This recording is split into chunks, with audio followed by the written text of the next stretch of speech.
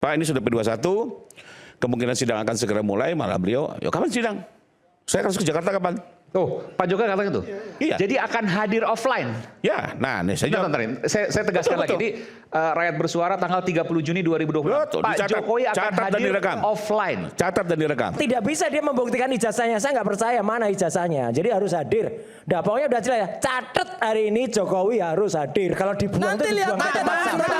intervensi jaksa. Ada namanya intervensi jaksa juga. Nanti kita buktikan dalam surat dakwaan. SP2 kejaksaan mana? Nggak gini. SP2 kejahsaannya mana? Sebentar, saya jelaskan buat Anda. Nggak punya Makanya jangan dibilang sampah. Saya jelaskan buat Kejaksanya Anda. mana? Gimana? Seru kan nonton episode dari Rakyat Bersuara? Sebelum kita lanjut, jangan lupa like, komen, dan subscribe official YouTube dari Okezone. Kalau udah, sekarang kita lanjut yuk nonton Rakyat Bersuara.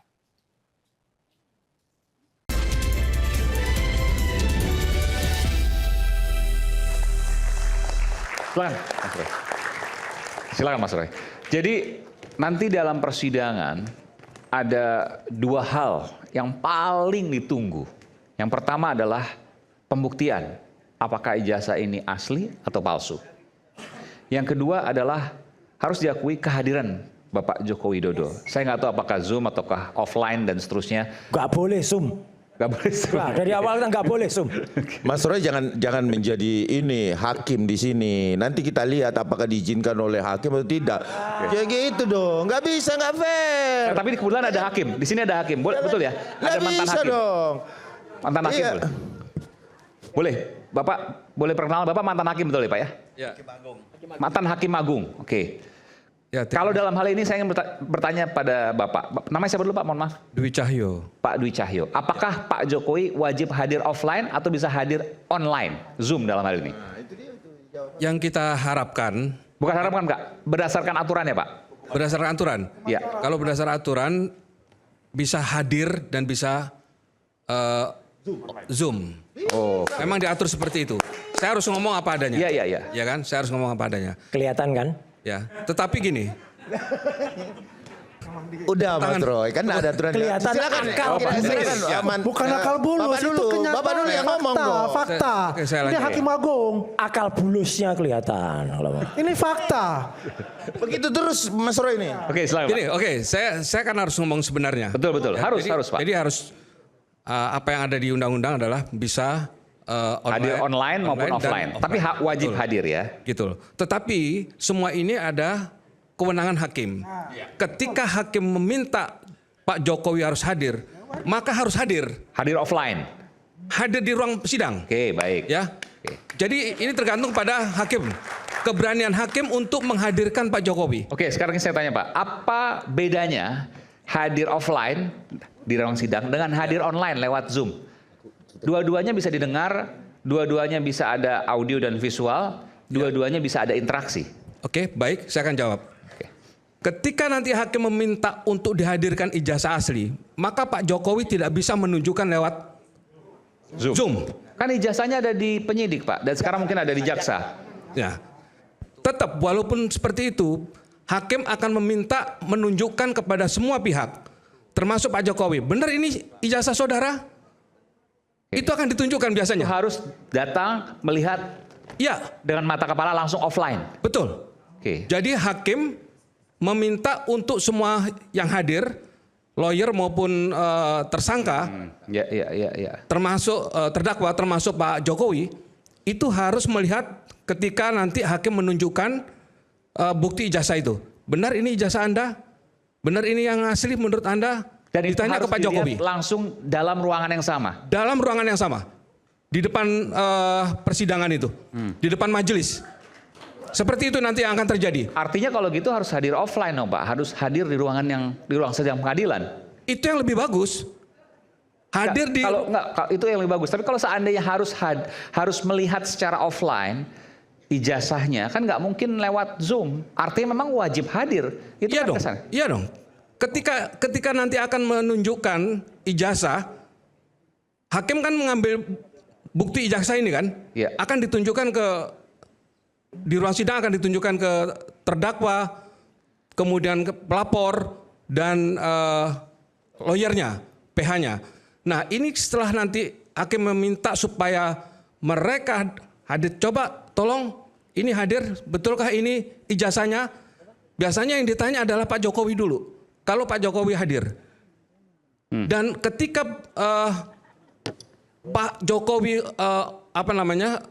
Zoom, itu Nggak bisa. nggak bisa ditunjukkan begini, Pak Jokowi ini benar ijazahnya, nggak bisa. Dan itu nggak boleh, bukan nggak bisa, nggak boleh. Ya artinya nggak ada pilihan, harus hadir. Nggak ada pilihan, harus hadir, betul. Oke. Oke. Boleh, silakan. Oke, jadi ini perlu dijawab nih ya, daripada kita berandai-andai. Kemarin juga kan berandai-andai tidak P21, berandai-andai tidak P21, nyatanya P21 kan itu. Jadi daripada kita bicaranya ke sana ke sini, mungkin saya perlu jelaskan fakta yang kami alami sebulan yang lalu pada saat kami mendapat SP2HP terkait dengan P21, kami menemui Pak Jokowi, kami menjelaskan bahwa ini sudah akan memasuki persidangan. Beliau dengan semangatnya menanyakan kapan sidang, saya akan ke Jakarta. Ya, Ini belum pernah diungkapkan ya? Pak Jokowi menanyakan langsung kapan akan sidang? Iya, langsung. Kan kami laporkan, ini sudah P21. Kapan nih? 1 bulan lalu. Oke, baik. Makanya kami sudah tahu P21, cuma kan teman-teman tidak ya. Monggo kerso lah silakan. Seperti hari ini juga kan seolah-olah Pak Jokowi nggak hadir ya. Nah, ini saya jelasin nih. Jadi sampai ke sana, Pak ini sudah P21, kemungkinan sidang akan segera mulai, malah beliau, yuk kapan sidang? Saya harus ke Jakarta kapan? Tuh, Pak Jokowi katakan itu. Iya. Jadi akan hadir offline. Ya, nah nih saya jawab. Saya tegaskan lagi. Ini Rakyat Bersuara tanggal 30 Juni 2020. Betul, Pak dicatat, Jokowi akan catat dan hadir direkam. offline. Catat dan direkam ya. Nah, saya Beliau bicara juga dengan relawan. saya terusin dulu nih biar clear nih ya. Bahkan waktu beliau kapan? Saya bilang Pak, ini baru P21. Ada namanya tahap 2 dulu, pelimpahan berkas dari polisi ke jaksa. Dari situ pun jaksa baru nyiapkan dakwaan, melimpahkan lagi ke pengadilan. Nanti pengadilan juga menetapkan hari sidang. Jadi ini masih sebulan setengah lagi. Kalau sidangnya tidak ada eksepsi. Ya. Kalau ada eksepsi, maka ada tanggapan eksepsi, ada putusan selah, baru saksi. Jadi ini masih lama Pak, masih ada waktu. Oh begitu. Nah lalu dia bilang, nanti saya akan menunjukkan membawa ijazah SD, SMP. Sementara yang SMA dan kuliah kan sudah disita kepolisian saat itu, sekarang berada di tangan jaksa ya. Ya. Karena beliau akan menggunakan itu. Jadi kembali lagi dalam pembicaraan kami tidak ada sedikit pun ingin melakukan sidang melalui Zoom daripada kita berandai-andai. Bahkan ini perlu garis bawah ya. Saya cukup bangga kalau Pak Jokowi ini hadir. Kenapa? Karena dalam sejarah penegakan hukum di Indonesia, Bang Aiman, ini mungkin pertama kalinya seorang presiden hadir di persidangan untuk mendapatkan keadilan bagi dirinya sebagaimana rakyat biasanya. Ya, betul-betul hadir di sidang. Ya. Pertama kali dalam sejarah. Kita ingat dulu di kasus Pak Soeharto, ya. Pak Soeharto berulang kali dipanggil, tapi beliau tidak hadir dengan alasan kesehatan memang terbatas, sehingga akhirnya persidangan tidak bisa jalan. Pertama. Kedua, saya kebetulan pengacara Pak Radi Ramalan di kasus Bulogate. Dulu kami mendorong hadirnya Pak B.J. Habibie. Kembali lagi tidak hadir setelah berulang kali dipanggil, dan akhirnya beliau didengar secara telekonferensi dari kedutaan Indonesia di Jerman. Telekonferensi. Waktu itu belum ada perma, belum ada hukum acara. Tapi itu dijadikan solusi. Masih ingat dulu hakimnya Pak Lalu Marion, KPN Jakarta Selatan ya. Itu tahun 2000 sekian lah, 2002, 2003. Nah, maka kalau beliau datang besok, pertama kalinya dalam sejarah penegakan hukum, dan menurut saya ini merupakan penghormatan beliau juga terhadap proses hukum yang sedang berlangsung, dan ini lesson learn buat publik. Siapapun dia pada saat dia melakukan upaya hukum dan memohon keadilan, maka dia harus seperti rakyat biasanya hadir di sidang, menjelaskan apa yang diketahui dan memohonkan keadilan kepada majelis hakim. Jadi ini buat saya sangat baik sekali. Baik, luar biasa. Ya. Tapi saya mau tanya yang kedua, saya mau tambah sedikit. Cuma persoalannya satu. Ini kan kembali dengan strategi ya. Saya pastikan kalau di sidang itu beliau akan hadir, karena beliau betul, saya sepakat dengan Pak Ali, mau nunjukin ijazah SD SMP gimana caranya kalau pakai Zoom. Udahlah itu nggak mungkin lah, sulit gitu ya. Sementara ya buat dia inilah forum yang dia betul-betul gunakan. Selama ini kan ada beberapa tunjukkan ijazah. Nah besoklah ditunjukkan semua. Ya. Mudah-mudahan seperti itu. Silakan rakyat menonton, menyaksikan sendiri. Beliau akan tunjukkan di sidang, dan menurut beliau inilah forum yang terhormat di ruang sidang. Jangan sampai selama ini tunjukkan di mana, di lapangan bola. Ini kan kayak main-main gitu, ngeledek atau apa. Tapi besok dia akan gunakan di forum yang terhormat. Nah, cuma yang perlu catat adalah satu. Ini yang soal kedua yang saya bisa bicara adalah, saya pastikan beliau akan hadir. Tapi untuk sidang di belakangnya, saya nggak tahu. Maksudnya siapa nih? Ya, kalau betul ini berjeda, misalnya taruhlah 3 minggu antara sidang Bu Tifa dengan Pak Roy, mungkin di sidang awal beliau akan hadir, tapi di sidang kedua kita nggak ngerti. Wah, Karena kembali lagi, diskriminasi. kami juga tidak mau masuk dalam jebakannya Batman mereka. Dan secara hukum acara, dimungkinkan pemeriksaan melalui Zoom untuk sidang kedua. Dan menurut saya tidak perlu lagi beliau menunjukkan lagi ijazah di sidang kedua itu. Jadi kembali lagi ya, ini saya hanya bilang ini kan seperti ada trik untuk mengerjai beliau agar datang berkali-kali. Tapi juga menurut saya hakim juga akan bijak melihat ini. Apakah betul ini menjadi sarana permainan atau hakim akan mengambil kebijakan di sidang pertama harus hadir, di sidang kedua by Zoom. Ini saya nggak tahu. Nanti terserah yang mulia hakim akan mengambil sikap dari perkara ini. Di sidang Dr. Tifa, Pak Jokowi pastikan akan hadir. Yes. Di sidang Mas Roy belum tentu untuk hadir Kita offline. nggak tahu karena kan seolah-olah mau dikerjain nih, gitu ya. Dikerjain, dikasih jeda waktu gitu ya. Nah, saya nggak berani. Tapi apakah beliau tetap akan mau hadir? Kita nggak tahu. Kita kembalikan. Cuma yang saya pastikan Pak Jokowi akan hadir, menunjukkan ijazahnya sesuai komitmennya di masyarakat dan menjelaskan seluruh peristiwanya di dalam persidangan yang mulia. Bang Rifai, ini bukan trik ya. Kalau menghadirkan Pak Jokowi itu bukan trik. Ya, ini memang memungkinkan hakim atau majelis hakim untuk minta Pak Jokowi hadir. Mau hadir sekali, mau 2 kali, itu semua hak daripada majelis hakim. Sepakat. Tapi kami juga sudah berlitigasi cukup lama, Bang. Kami memahami juga cara orang berlitigasi seperti apa gitu ya. Banyak teman-teman advokat senior di sini gitu ya. Jadi itu silakan aja dipersepsikan ya. Intinya apapun keputusan majelis kami akan ikuti. Tapi kembali lagi, kalau ada trik tentunya juga kami tidak selugu itu melihat permainan ini. Demikian mungkin. Mas Aiman, boleh nggak Pak Dwi? Misalnya Jokowi nanti kedua Zoom, biar sama, saya hadirnya Zoom juga. Mas Roy hadirnya Zoom? Enggak, kalau dia hadirnya Zoom, Jokowi hadirnya Zoom, saya hadir Zoom juga. Ya hadir Zoom boleh. Iya kan, nah itu. Boleh. Boleh. Enggak nih biar. Saya tambahin sedikit, boleh kok terdakwa hadir di Zoom, boleh. Banyak ribuan perkara. Jadi Zoom tapi terdakwanya di dalam tahanan. Zoom-zooman jadinya kan? Zoom. Hakim sidang. Ya Zoom Coba aja. Bang, betul. Jadi tidak bisa dia membuktikan ijazahnya. Saya nggak percaya mana ijazahnya. Jadi harus hadir. Dah pokoknya udah jelas ya. Catat hari ini Jokowi harus hadir. Dah itu aja, clear. Ya, artinya begini, Mas Roy, ini catatan buat pengadilan. Mas Aiman, ini catatan untuk pengadilan. Tentu kami semua berharap masyarakat, hakim harus benar-benar terbuka, tidak terintervensi, dan dia harus berani. Demi untuk mendapatkan satu keadilan. Oke, baik. Oke, silakan. Ya, Mas Aiman. Bang Haji, silakan. Ya, Mas Aiman, terima kasih Mas Aiman. Terkait dengan kehadiran Pak Jokowi, saya kira ini salah satu isu yang sangat krusial buat kita dalam penegakan hukum. Karena kita masuk di dalam rezim hukum pidana baru. Dan proses penuntutan dalam perkara yang dilaporkan oleh Pak Joko Widodo, ya, itu menggunakan Undang-Undang Nomor 20 Tahun 2025. Di dalam KUHP baru ada asas namanya asas keseimbangan. Keseimbangan antara penuntut umum dengan terdakwa. Keseimbangan itulah yang meletakkan hak-hak bagi seorang tersangka yang kemudian menjadi terdakwa dalam persidangan untuk mendapatkan keadilan hukum. Oleh karena itu, dalam konteks penegakan hukum nantinya di persidangan, hakim betul-betul harus menerapkan beberapa prinsip di dalam Undang-Undang Kekuasaan Kehakiman. Yang pertama adalah prinsip peradilan yang fair atau kita sebut dengan fair trial. Tidak boleh diskriminasi. Hakim itu berdiri di tengah antara kepentingan penuntut umum dan kepentingan terdakwa. Jaksa penuntut umum mendakwa terdakwa dengan sekian pasal dalam surat dakwaan, dan kami meyakini bentuk surat dakwaan dalam perkara ini akan menggunakan surat dakwaan kombinasi. Karena kenapa? Ada dakwaan alternatif, tetapi juga ada dakwaan kumulatif. Dakwaan alternatifnya itu pada pasal 310, 311 KUHP lama yang berubah menjadi pasal 433 dan 434. Karena itu biasanya dalam surat dakwaan itu disebut dakwaan alternatif.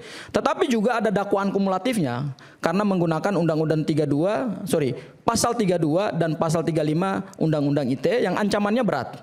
Nah, dalam mengadili suatu perkara, hakim tidak boleh memandang status seseorang baik pelapor maupun terdakwa. bahwa pelapor ini adalah mantan presiden dan hanya boleh dihadirkan 1 kali, kemudian berikutnya dihadirkan melalui Zoom. Itu tentu tidak fair. Dan itu saya nyatakan dalam forum rakyat bersuara akan kami tolak dalam persidangan. Apa konsekuensinya? Sayangnya semua tim kuasa hukumnya Pak Jokowi, kalau ditolak artinya apa? ya artinya kami akan keberatan. Karena hakim harus berdiri di antara kepentingan dua pihak yang sedang berseteru kepentingan hukum. Meskipun nanti keputusannya berpulang pada hakim. Ya, tentu berpulang pada hakim. Ya. Karena gini, apa yang disampaikan oleh tim kuasa hukum Pak Jokowi, tentu itu tidak akan digunakan di dalam persidangan. Argumentasi ini kan tidak akan dihadirkan di dalam persidangan. Ya, karena mereka bukan pihak langsung yang akan berperkara. Tapi kami sebagai tim kuasa hukum dari Mas Roy, kemudian di sini ada Pak Al-Katiri dengan timnya akan menjadi tim kuasa hukum dari Bu Tifa, tentu di situ kan akan perang narasi. Misalnya gini, apakah adil atau tidak pada saat pemeriksaan pokok perkara Bu Tifa, Pak Jokowi hadir kemudian memberikan keterangan dan ijazahnya ditunjukkan di hadapan terdakwa, tetapi untuk kepentingan pembelaannya Mas Roy, Pak Jokowi tidak mau hadir. Kalau begitu mending laporkan saja Bu Tifa, nggak usah ada Mas Roy. Itu kan tidak fair, itu tidak adil. Karena pembuktian pidana adalah kita mencari kebenaran material. Dan pada saat pembuktian Bu Tifa, meskipun hakimnya sama, majelis hakimnya sama, jaksa penuntutannya sama, tetapi terdakwanya berbeda. Ada bukti-bukti yang akan dihadirkan oleh terdakwa Mas Roy yang tidak dihadirkan dalam persidangannya Bu Tifa, kan tentu harus dikonfrontasi kepada pelapor langsung. Tidak fair dong. Kalau dikatakan bahwa Pak Jokowi harus hadir di persidangannya Bu Tifa, kemudian di Mas Roy, kemudian mau hadir secara Zoom, ini penegakan hukum macam apa ini? Runtuh dong wibawa penegakan hukum kita yang sudah diatur dalam Undang-Undang Kekuasaan Kehakiman, bahwa hakim itu adalah wakil Tuhan di muka bumi. Putusan hakim di dalam Undang-Undang Kekuasaan Kehakiman kan ada irah-irah di dalam KUHP dan Undang-Undang Kekuasaan Kehakiman. Demi keadilan berdasarkan ketuhanan yang Maha Esa. Hakim itu mengadili, memeriksa suatu perkara dan memutus suatu perkara atas nama Tuhan. Karena dia atas nama Tuhan, maka prinsip keadilan berdiri antara kepentingan penegak hukum, penuntut umum dan terdakwa harus imbang. Itulah yang disebut asas keseimbangan dalam KUHP. Karena yang dicari adalah kebenaran material, bukan kebenarannya Pak Jokowi. Kalau kebenarannya Pak Jokowi, ya seperti tadi nanti argumentasi hukumnya, Pak Jokowi boleh dong hanya hadir sekali. Kemudian ini ada strategi dong dari kami, nggak ada kayak begitu. Bahwa kemudian kami menempuh langkah pra peradilan, ini yang ingin saya tegaskan. Pra peradilan itu adalah hak seorang tersangka. Ya, tidak ada namanya kami mau mengakali hukum gitu loh. Tidak ada namanya kami mau menghindar dari pokok perkara yang nantinya akan disidangkan di Pengadilan Negeri Jakarta Timur. Tidak ada itu. Bahwa kami menggunakan hak hukum kami itu karena berdasarkan kebutuhan. Dan kebutuhan itu pertimbangannya subjektif. Tidak bisa dinilai secara objektif. Contoh, kita berkeberatan terhadap penangkapan dan penahanan. Apakah itu bisa dinilai secara objektif oleh orang lain? Tidak bisa. Tetapi hanya bisa dinilai secara subjektif oleh orang yang ditangkap. Bahwa saya diperlakukan tidak adil, bahwa saya tidak berlakukan sesuai dengan prinsip hak asasi manusia di dalam Undang-Undang HAM, di dalam Undang-Undang Kekuasaan Kehakiman, di dalam Undang-Undang Kepolisian, di dalam Undang-Undang Kejaksaan, misalnya di dalam KUHP. Itu pertimbangannya subjektif. Misalnya Mas Roy meminta, saya boleh dong cuci muka dulu? Oh nggak boleh. Apakah itu objektif dan harus kita nalarkan secara objektif oleh semua orang? Tentu tidak. Karena itu, pra peradilan yang diatur dalam ketentuan pasal 158 KUHP yang baru, itu kompetensinya jelas, yaitu kita menguji validasi atau validitas atau penegakan hukum yang fair tidak, sah tidak, upaya paksa. Upaya paksa itu penangkapan, penahanan, penggeledahan. Itu yang kemudian menjadi objek pra peradilan kami di Pengadilan Negeri Jakarta Selatan. Saya buka satu-satu. Soal penangkapan Mas Aiman, ini agak panjang nggak apa-apa karena ini biar clear. Kalau tadi dikatakan oleh Ade Darmawan, penangkapan itu tidak diatur dalam KUHP, harus dipanggil 2 kali secara sah dan patut, kemudian mangkir baru kemudian dilakukan penangkapan. Kata Ade Darmawan itu tidak ada di dalam KUHP. Saya katakan Ade Darmawan baca KUHP yang lama, tidak baca KUHP yang baru. Itu satu hal. Kemudian yang kedua, Ade Darmawan juga tidak membaca surat perintah penangkapan Polda Metro Jaya. Ya, ini agak berbeda nih. dengan teman yang di sebelah namanya Andi Azwan yang mengatakan di hadapan saya bahwa dia sudah pernah melihat surat perintah penangkapan dan surat perintah penahanan, padahal dia adalah seorang warga negara yang tidak punya hak hukum untuk melihat dokumen-dokumen rahasia tersebut, tapi mereka bisa akses gitu. Dan itu diakui sendiri kepada saya dalam suatu acara televisi di televisi tetangga. Nah, surat perintah penangkapan yang kami lihat dan kami uji hari ini di Polda Metro Jaya, ternyata akhirnya terbuka hari ini di sidang pra-peradilan jawaban Polda Metro Jaya bahwa mereka menggunakan dasar hukum KUHP yang lama untuk penangkapan dan penahanan serta penggeledahan. Sayangnya mereka lupa bahwa dalam surat perintah penangkapan dan penahanan yang hari ini kami challenge di pra-peradilan, justru pasal-pasal yang mereka rujuk itu adalah pasal-pasal KUHP yang baru. Saya ambil contoh penangkapan diatur dalam pasal 95 dan pasal 97 dan itu dijadikan sebagai dasar penangkapan. Pasal 97 mengatur, kalau bisa ada Darmawan silakan baca ya, di ayat 2, yaitu penangkapan hanya bisa dilakukan terhadap seorang tersangka yang mangkir dari panggilan penyidik 2 kali berturut-turut tanpa alasan yang sah. Clear itu, pasal 97 ayat 2. Silakan baca.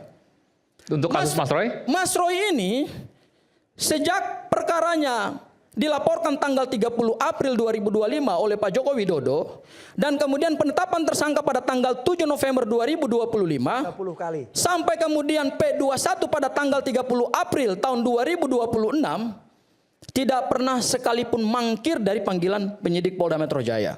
Bahkan setelah ditetapkan sebagai tersangka Mas Aiman, Mas Roy itu selalu kooperatif dan memenuhi semua kewajiban hukum yaitu wajib lapor di Polda Metro Jaya. Tidak ada alasan subjektif Tidak penyidik. ada alasan subjektif dan objektif bahwa beliau harus ditangkap untuk kepentingan penyerahan tersangka dan barang bukti.